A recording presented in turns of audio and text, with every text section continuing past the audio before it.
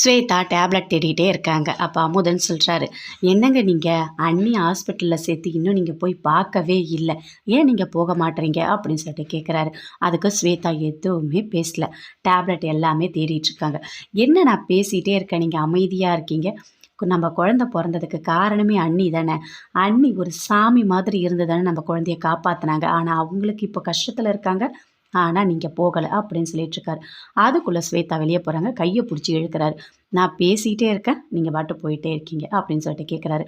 அதுக்கு இங்கே பாருங்கள், நல்லா தெரிஞ்சுக்கங்க, அந்த அளவுக்கு நான் விருப்பப்பட்டு போகலையா என்னன்றது தயவு செய்து உங்களுக்கு தெரியாது. அதுக்கு ஏதோ ஒரு காரணம் இருக்குது அப்படின்னு சொல்லிட்டு ஸ்வேதா சொல்கிறாங்க.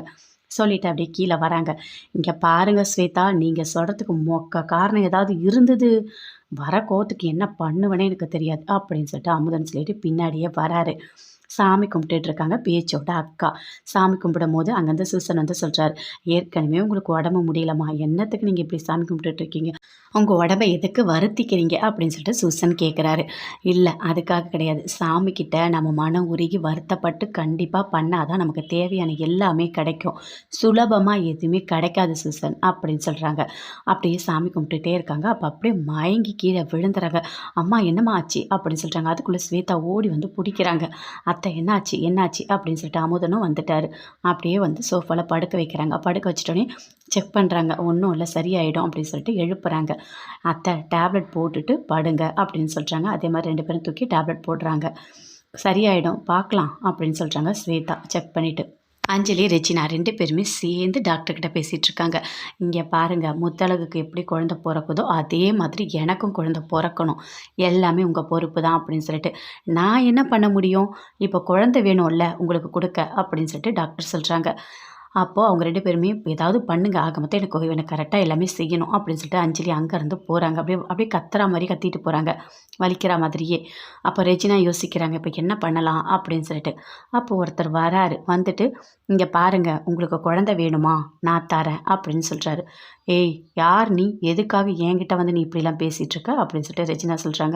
இல்லை உங்களுக்கு குழந்தை வேணும்னு சொன்னாங்க, அதனால தான் நான் கேட்டேன், வேறு எதுவும் இல்லை அப்படின்னு சொல்கிறாரு. என்ன நீ ஏதோ ஒரு பிஸ்னஸ் மேன் மாதிரி பேசிகிட்டு இருக்க, ஏது உனக்கு குழந்தை, நீ ஒரு கிட்னாப்பரா, கிட்னாப் பண்ணி பண்ணி குழந்தைங்கள கொடுப்பியா அப்படின்னு சொல்லிட்டு ரெஜினா பயங்கர கோவமாக அவனை திட்டுறாங்க. அதுக்கு அவன் சொல்கிறான், இல்லை இல்லை இல்லை, நான் அப்படிலாம் பண்ண மாட்டேன், நிறைய குழந்தைங்கள பெற்றுட்டு வேணான்னு சொல்லிட்டு குப்பை தொட்டியில் போட்டுட்டு போயிடுவாங்க, அந்த குழந்தைய தான் எடுத்து நான் வைப்பேன் அப்படின்னு சொல்கிறாரு. சரி உங்களுக்கு குழந்தை வேணும்னா சொல்லுங்கள், இல்லைனா பரவாயில்ல, ஒன்றும் பிரச்சனை இல்லை, நான் போகிறேன் அப்படின்னு சொல்லிட்டு அங்கேருந்து போகிறாரு. அப்போ யோசித்து பார்க்குறாங்க, டாக்டர் சொன்னதை குழந்தை வேணும் அப்படின்னு சொல்லிட்டு. ஏய் இங்கே வா அப்படின்னு சொல்லிட்டு ரெஜினா பேசுகிறாங்க.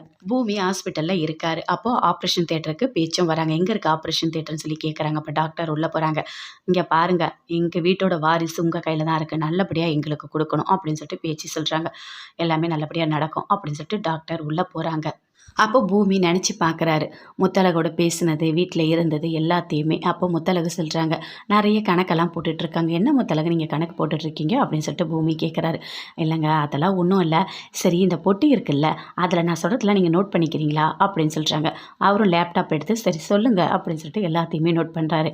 இங்கே பாருங்கள், இவங்களுக்கு இவ்வளோ பணம் கொடுக்கணும், 2056 ரூபா பணம் கொடுக்கணும், அது மட்டும் இல்லை வீட்டில் இவ்வளோ தான் மளிகை சாமான் இருக்குது, அப்புறம் இது அதுன்னு எல்லாமே சொல்கிறாங்க. என்ன நீங்கள் இவ்வளோ அடுக்கிட்டு போகிறீங்க, எதுக்காக இப்போ இவ்வளோத்தையும் நம்ம நோட் பண்ணி வைக்கணும் அப்படின்னு சொல்லிட்டு பூமி கேட்குறாரு. இல்லை எல்லாமே ஒரு காரணமாக தான் நான் சொல்கிறேன் அப்படின்னு சொல்லிட்டு முத்தழகு சொல்கிறாங்க. என்னங்க இப்படி பண்ணிகிட்ருக்கீங்க அப்படின்னு சொல்லிட்டு பூமி ரொம்ப ஃபீல் பண்ணி சொல்கிறாரு. அப்புறம் பத்திரம் இதெல்லாம் கொண்டு வந்து கொடுக்குறாங்க. இங்கே பாருங்கள், இது கூட என் பேரில் இருக்கிறது எல்லாமே கரெக்டாக சேரணும், இவங்களுக்கு தரணும் அப்படின்னு சொல்கிறாங்க முத்தழகு. என்ன முத்தழகு இப்படிலாம் பண்ணிகிட்ருக்கீங்க அப்படின்னு பூமி கேட்குறாரு. அதுக்கு முத்தழகு சொல்கிறாங்க, இல்லை அதுக்காக நான் சொல்ல, இது கிட்டத்தட்ட ஒரு உயில் மாதிரி தான், ஏன்னா நான் பிரசவ வலிக்கு போகிறேன், எனக்கு அங்கே என்ன நடக்கும்னு தெரியாதுல்ல, நான் போனாலும் எல்லோரும் நல்லா தான் இருக்கணும், எல்லாருக்கும் கரெக்டாக பண்ணிட்டு தான் போகணும் அப்படின்னு சொல்லிட்டு முத்தழகு சொல்கிறாங்க. கொஞ்சம் பணம் எல்லாத்தையும் கொடுக்குறாங்க. அதை பூமி பார்க்குறாரு. பார்த்தோன்னே பயங்கரமாக ஃபீல் பண்ணுறாரு. சரிங்க நான் இருங்க நான் நோட் பண்ணுறேன், எல்லாத்தையும் நான் நோட் பண்ணுறேன் அப்படி சொல்லிட்டு பூமி நோட் பண்ணுறாரு. நடந்த எல்லாத்தையுமே யோசித்து பார்த்து பயங்கரமாக ஃபீல் பண்ணிகிட்ருக்காரு பூமி. ரெஜினா ஓகே குழந்தை வேணும்னு சொல்லிட்டு அவனை கூப்பிட்டு பேசிகிட்டு இருக்காங்க. அம்மா எவ்வளோ அப்படின்னு சொல்லிட்டு கேட்குறாங்க. இல்லை பணம்லாம் பார்த்துக்கலாம் மேடம், நான் கொஞ்சம் உங்களால் முடிஞ்ச அளவுக்கு கொடுங்க, எல்லாம் கரெக்டாக இருக்கும், நீங்களே பெரிய பணக்காரு, பார்த்து கரெக்டாக தான் கொடுப்பீங்க அப்படின்னு சொல்லிட்டு இருக்காங்க. 2 பேருமே சேர்ந்து பேசிகிட்டு இருக்காங்க. இங்கே பாரு, இந்த விஷயம் யாருக்கும் தெரியக்கூடாது, அப்படி தெரிஞ்சது அதுக்கப்புறம் நான் யாருன்னு தெரியும்ல, நானே ஒரு லாயர் அப்படின்னு சொல்கிறாங்க. அவங்க 2 பேர் பேசிகிட்டு இருக்கும்போது கரெக்டாக பேச்சு